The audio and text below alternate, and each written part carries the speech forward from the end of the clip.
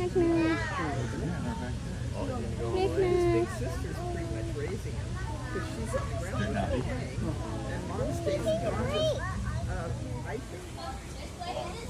think. We're right here. We're here. Where are we gonna go? We're gonna go to here. And eat some breakfast? Yeah. And then what? Are we taking a video? A little bit. Yay. So we're going to have a short trip. A what? Okay, my stuff is going to have a hat. And so I'm not going to have a... Let's go take a photo. Where? No.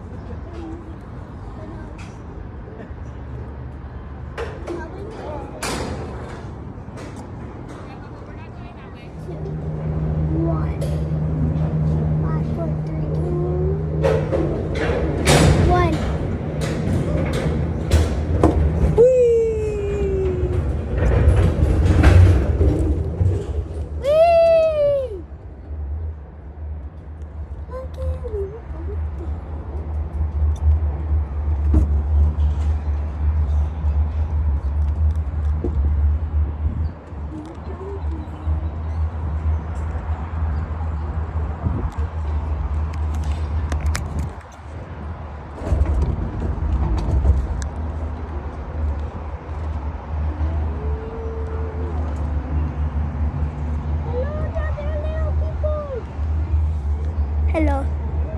Hello. What's your last name? Fluffy. Slothy? We're over there. We're over there. Doing? I'm getting this glove around. You're gonna stop it. You're gonna stop it. Don't stop it.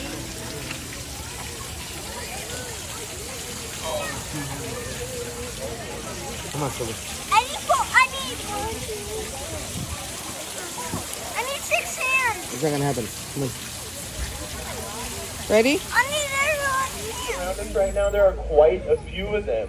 In fact, we have so many plants here at the San Diego Zoo, it actually makes us the biggest and most visited botanical garden in America. And if you look to the right, you're going to see a tiger, and it's actually sleeping to the left of that tree, kind of in the middle area of it. There you go, it just woke up actually. You guys in the very back, are you able to see the tiger? No? Alright, well, please pull up. Pull forward slowly.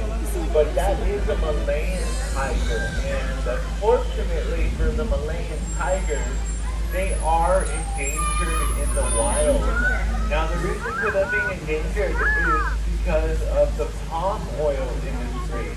The way that palm oil is grown, they actually have to cut down vast swaths of rainforest and to grow those palms. But unfortunately, that is the tiger's area where it lives. Plus, that's where they hunt in the forest. Now, lucky for the tigers we have here at the zoo, we have 3 of them. They're all 3 brothers. And like I was saying, they're pretty lucky because they are enrolled in what we call the species survival plan. And that's basically like a dating website for zoo animals. So those 3, but actually Safari Park. So Safari Park is pretty awesome. It's actually 20 times larger than us here at the zoo. In fact, the entire zoo can fit in the Safari Park. They're giant animals. They're so big that they need a ton of energy in order for them to get up, to move around, to jump, to climb, to hunt, to do all those lion activities. In fact, it takes so much energy that the lion has to save as much as possible. And it does that by sleeping most of the day. They're actually usually only awake about 6 hours per day. So usually only about 3 hours in the morning and then 3 hours as the sun starts to go down. From this view, not a great view, but if you look at her back, you'll notice it looks kind of dirty. She's got a lot of dirt and dust and debris on the back of her.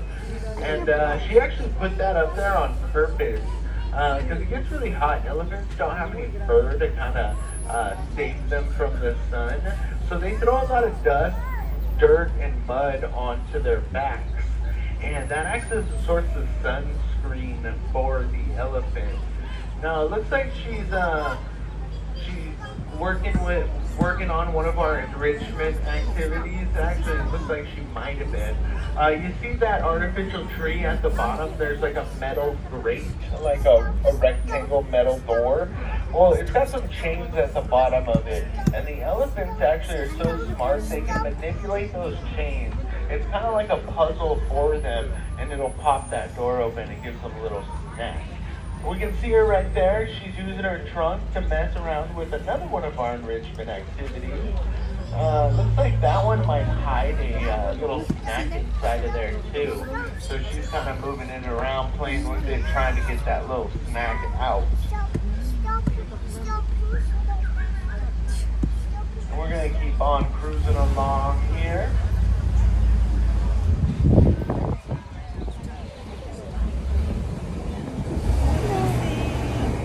Now I know he looks pretty big, but he's about 9,000 pounds. What's amazing is he's going to almost double into the little area back there. But we're going to keep on moving along here. So the habitat to our right is under construction. I'm kind of bummed out about it because one of my favorite animals is to live in the secretary bird. She's I'm getting hoping cleaned. they return to it shortly here. I saw another elephant on the other side. Yep, so this one's actually looking at us here. So that's pretty cool. I'm going to pull up, you'll be able to see around this rock here in just a second. See, you can kind of see that one figured out that puzzle and it let all those snacks out for it. It just has to eat them from pulling them out of the bottom of it. Now, what do you guys think? You think this is an African or an Asian elephant? You're right, so it is an African elephant. Now you might have been able to tell because those big old ears, they're kind of shaped like Africa. But African elephants do have larger ears as compared to the Asian elephants. And those ears are super useful for them in Africa because it gets really hot during the day. And during the day, those ears fill full of blood. They got a ton of blood vessels in there. And then they flap those ears back and forth and it cools down that blood. Then it circulates through their body and it cools down the whole elephant.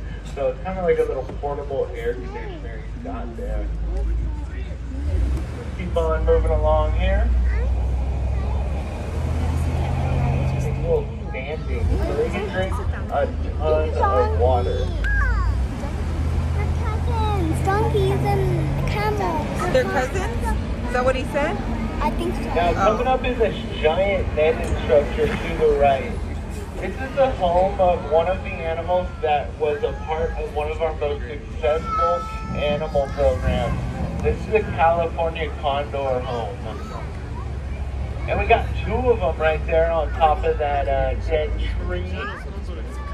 The reason that program was so successful is because back in the 80s, condors were down to only 22 left.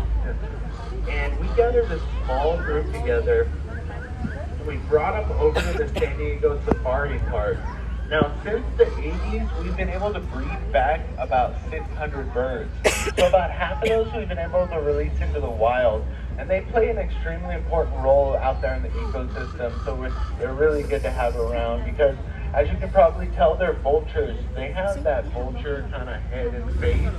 And as vultures, they're going to eat a lot of that dead and decaying animal matter. And by doing that, they're stopping the spread of a lot of different diseases and germs that would grow within that decaying animal matter. So they're actually keeping a lot of animals healthy and their ecosystem healthy. So they're very important to have around.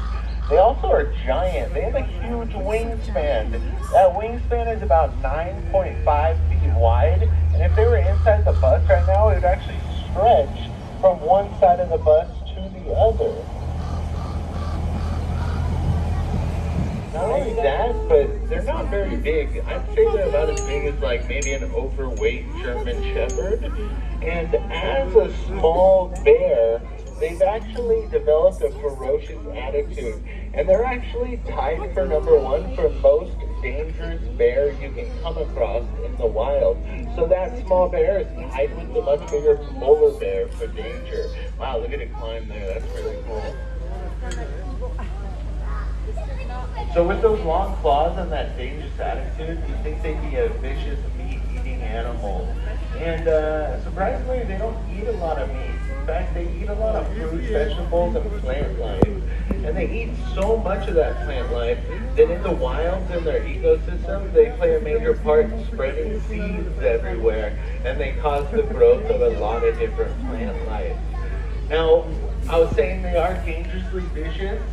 And the reason for that is they're reactive. They get super fun to watch. They run, they climb, they growl at each other. They're extremely fun to watch. So I always recommend coming back and looking at them at the end of the day here. Thanks for watching. Bye. Leave a like on today's video. If you want to see more, click right here. Bye. Don't forget to like and subscribe. Bye.